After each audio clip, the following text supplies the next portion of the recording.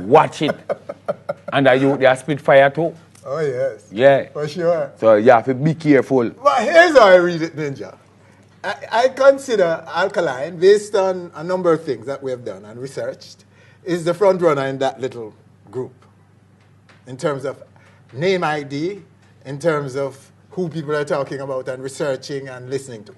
And he has a few songs out there in the space at this time. Yeah, but... Don't you think that if he doesn't go to Sting and take on all of this, because already, you know, he's the underdog, because everybody want him, want to take him out. No, man, you're underdog, man. What not? Everybody will call him out and the same coward him for come.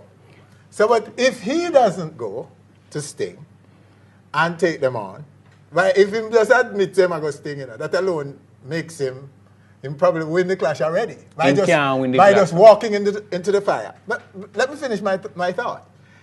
If you don't go, if